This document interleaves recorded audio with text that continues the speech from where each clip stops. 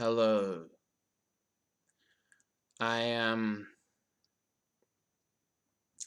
I've been thinking for at least a few moments in the last couple of days um, that I'm not really afraid of anything anymore, and that what others might call fear in me, and what I might refer to as fear in me nowadays is just avoidance. I think that I feel a lot of avoidances, but I don't really feel afraid, and the reason for that is um, is that I am starting to see fear as being present focused, and so think of fright like something that stops you immediately. It just halts you. You freeze. You're tense. You're nervous, you're anxious, all that, because you're in the moment. You're in real time with your anxiety. Whereas avoidance, that's different. That's not in real time. That's, there's presumption to avoidance. It's ahead of time. It's speculative. And that's where I'm at. I am I am avoidant nowadays. I'm not afraid. I used to be afraid when I was younger. I used to be both afraid and avoidant, and it used to be more even. But as you grow and you you start to find things pronouncing themselves in you, sort of attributions that are psychological. They start pronouncing themselves in your mind, in your um, attitudes of attention. So where you are, spending most of your time, what you're spending most of your time doing, etc., etc. When you get on in the years, things that were once level, some things take a dip, other things rise. So you get those valleys and those mountains. And I think that what I got was the the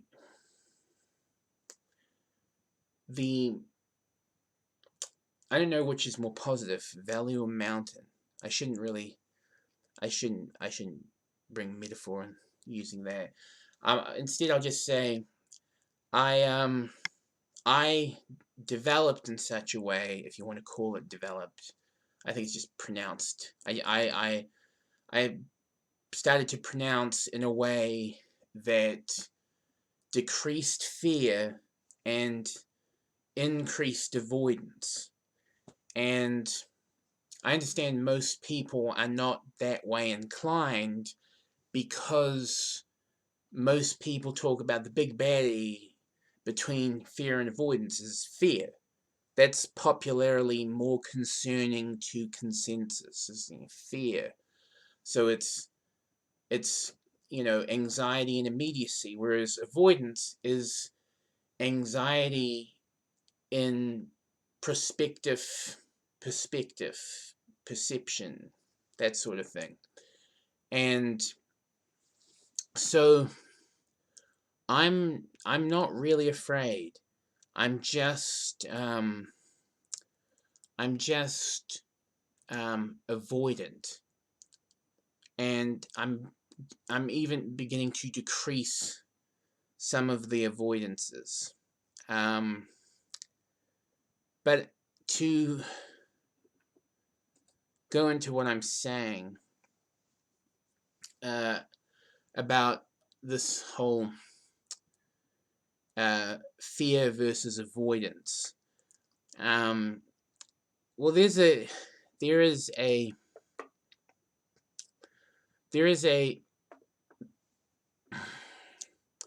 there's a thing, a marble mask in Rome, Italy, called the Mouth of Truth. And so it looks like this. Okay, basically. And you may be familiar with this, you may know what I'm talking about. Anyway, a lot of tourists, they will put their hand in the mouth of truth. So they'll slip their hand in the mouth of truth, and they'll do it, as a sort of deer, because it's there's sort of a I don't know if you want to call it romantic, but there's some kind of like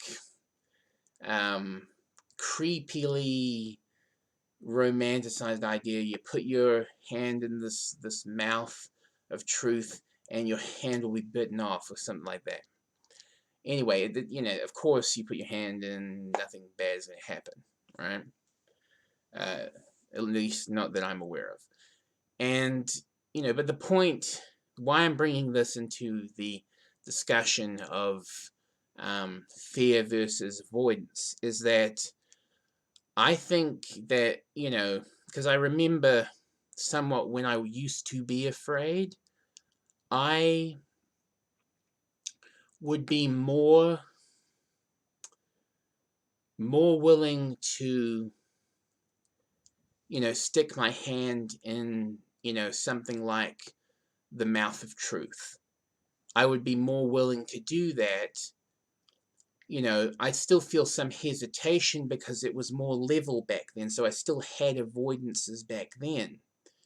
And so it wouldn't have been like, oh, I was really afraid back then and, I had zero avoidances. No, it was like 50-50 back then. Now it's like zero fear and a fair amount of avoidances. But anyway, to make the point that I was aiming to make, fear that is anxiety and immediacy, the way I am defining it in this video. And,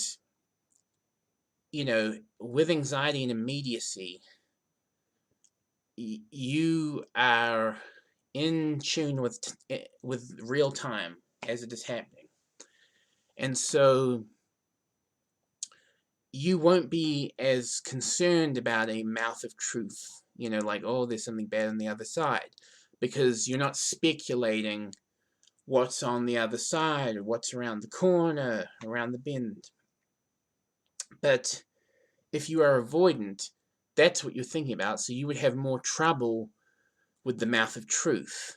You'd be more standoffish about actually putting your hand in there because you don't know what is in there, like what's on the other side. And so I think what happens, and I've noticed this with many people, so men and women, adults at large, I've noticed that some are really afraid, so their anxiety is in real time, and others are like me, and they're not afraid, but they're avoidant. So their anxiety is, it's to do with, what happens after this action, that action, so to speak. And so, and so,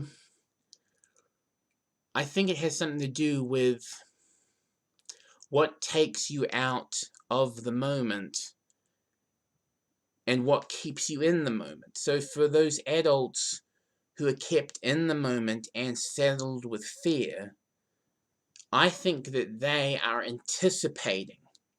I think they developed in an anticipatory manner. So, metaphysically speaking. So, the way they ideate. So, the way they use their across-time perception has to do with anticipation, and I think that's what keeps them afraid. Versus somebody like me, somebody like me, my ideational attention isn't concerned with anticipation, but it's concerned with reflection. So, having that across time perception, utilized in a reflective manner. In other words, thinking about things that have been, that have come to pass, and ideating on that. So making connections between points of experience concerning the thing of the past in a very reflective manner. And so that's where my attention goes to, my ideational attention. It goes towards reflection. And so I'm not afraid because of that, because if my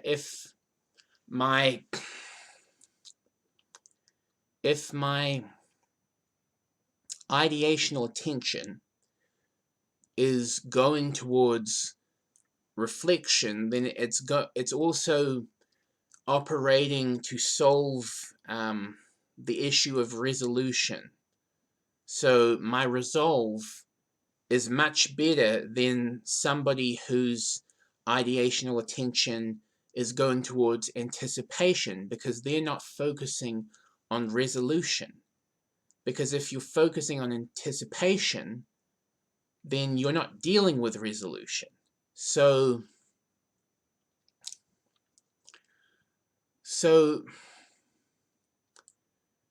you are not dealing with the root causes of anxieties that arise in the moment, because the root causes for the present are in the past, and the root causes for the future are in the present, which is why, people who are ideationally anticipatory, they don't have my avoidances, but they have fears. They have truckloads of fears, and I've noticed this. Whereas I have it the other way around. Well, I don't have a truckload of avoidances, maybe, I don't know, honestly. Well, not honestly, because to say honestly implies that I know what I've been like concerning this matter for ages, forever, and that I can actually, track a record, to provide, uh, data that says this is definitely who I am. I can't. Like I said before, there are only a couple of days I've been thinking about this. But, but I am being authentic. So that's still a virtue.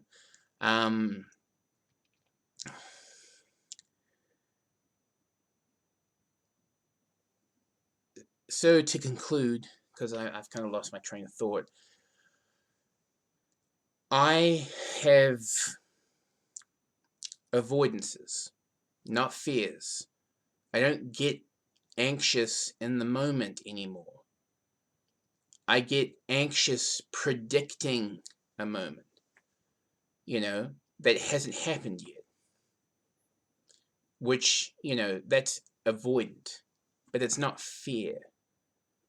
It's like fear, but it's not fear, because fear is in the present moment.